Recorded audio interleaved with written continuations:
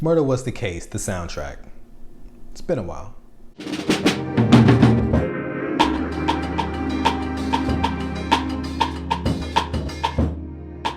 Welcome to It's Been a While. I'm Free Tillman. This is a series where I talk about albums that I loved as a kid, but for whatever reason I stopped listening to them. And today we're talking about the soundtrack to the short film Murder Was the Case. The soundtrack to Murder Was the Case feels like an excuse to try to make The Chronic Part 2. The movie in question is actually an extended music video for the song Murder Was the Case.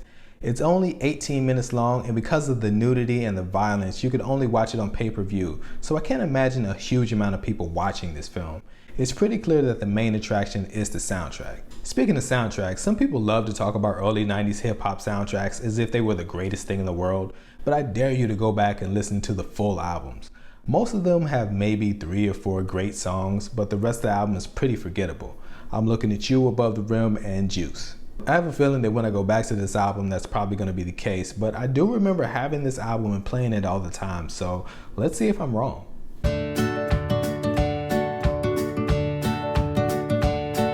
Before I get started, I just want to say that at the time of this recording, this album is out of print and not available on most streaming services, so if you want to listen to this album as a whole without buying it on Discogs, YouTube is probably your best bet. The album starts out with the titular song, and I'm going to go out on a limb and guess that this is a time in Snoop Dogg's life that he doesn't like talking about. Because at the same time that the song Murder Was the Case was the biggest thing in the world, he was also facing an actual murder case. The altercation in question happened in 1993, just a few months before his debut album was released, and he wasn't acquitted until 1996.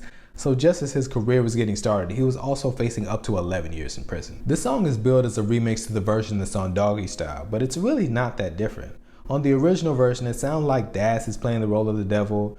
In this version, it sounds like RBX. The female vocals are more dramatic, there's a synthesizer solo, and that's about it. Basically, this is a more polished version of the original. I guess they chose not to tinker too much with perfection. And as classic as this song is, its narrative is a little spotty. I mean, Snoop Dogg gets shot, goes into a coma. While in the coma, he sells his soul to the devil in exchange for riches and eternal life. Snoop comes out of the coma, starts selling drugs again, and gets rich.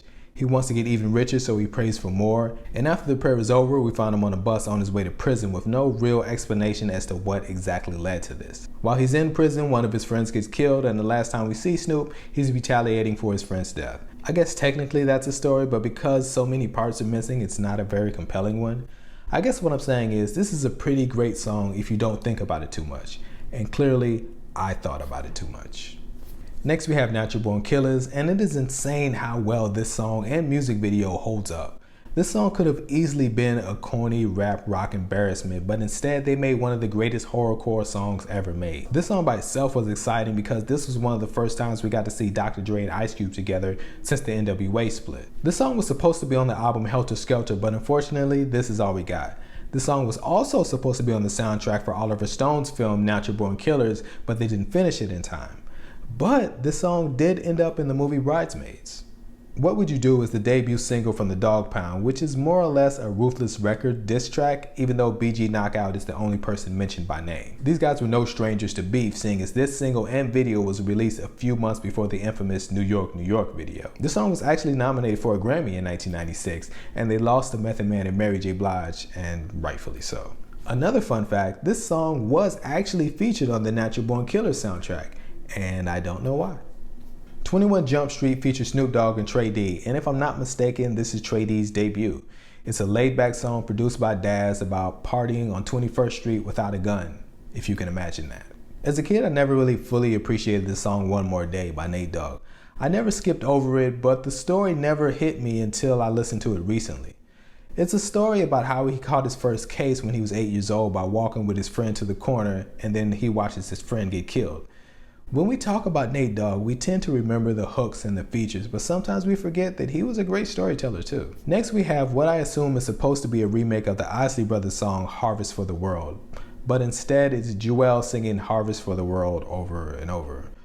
I'm not sure why they paid for publishing if all they were going to do was sing the name of the song and not use the actual lyrics.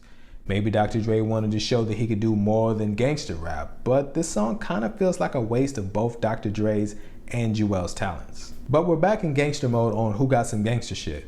So gangster in fact that they reference Ice-T's 6 in the Morning and Schoolie D's PSK, What Does It Mean? This song features Snoop Dogg, The Dogg Pound, Lil C Style, and Young Swoop G.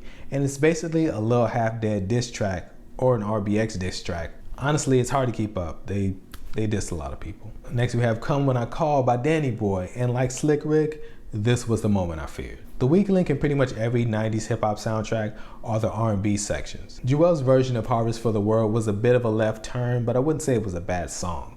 Come When I Call is another story.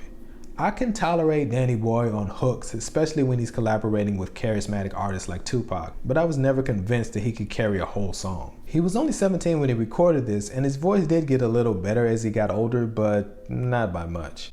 In a sea of raunchy 90s R&B singers, he's easily one of the least impressive. And this has nothing to do with this song, but in the video for the song Slip and Slide, he actually walks on water. It's not a good song, but it's worth watching the video just to see that. You Better Recognize by Sam Snead and Dr. Dre was a pretty big hit, and I never really understood why.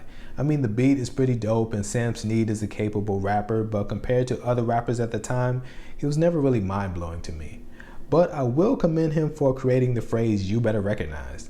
His part in the movie was the weirdest and funniest scene in the whole film, and that's saying a lot for a movie that stars Charlie Murphy. Come Up to My Room by Jodeci and the Dogg Pound is a better version of what Danny Boy was trying to accomplish on Come When I Call. This song kind of feels like a leftover from Diary of a Mad Band. The choice lyrics from the song have to be from the side, from behind, in your eye, however you want it. And don't be afraid to come up to my room, just be prepared to stay up till noon.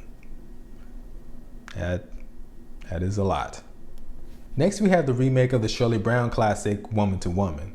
This version has been updated to fit the 90s with a few more curse words, but it's essentially a pretty straightforward remake. Jewel is the only artist to get 2 solo tracks on this album, which is kinda cool, but I'm not sure why she couldn't get an original song. DJ Quick adds another diss track to this album with Dollars and Cents, and I forgot that this song was on this album because I associated more with the album Safe and Sound, which was released a few months after the soundtrack. I still love this song, but it feels kind of out of place here. Because even when DJ Quick is being menacing, he still always sounds like he's having a great time, which is something I really love about him, but it doesn't fit in with the vibe of the rest of this album. It's at this point in the album when we've run out of heavy hitters, and because of that, it kind of peters out. We have the Eulogy by Boss Hogg and Slip Capone. Boss Hogg has a great voice, so anything he says sounds cool, but overall, this one doesn't exactly jump out of the speakers. Horny by B Rizzo sounds dated at best. I get that the song is trying to be provocative, but some of the lyrics could have used a second revision. I mean, especially the line, "Girl, you make love like you're much older." East Side West Side by Young Soldiers is okay, but honestly, anyone could sound good rapping over that brick sample. This soundtrack is better than most. The first half is practically flawless.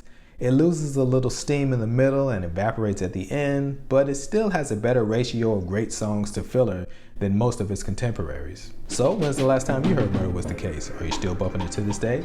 I'm going to keep talking about albums until I run out. Until then, I am Free Tillman, the only guy on the internet that doesn't know everything.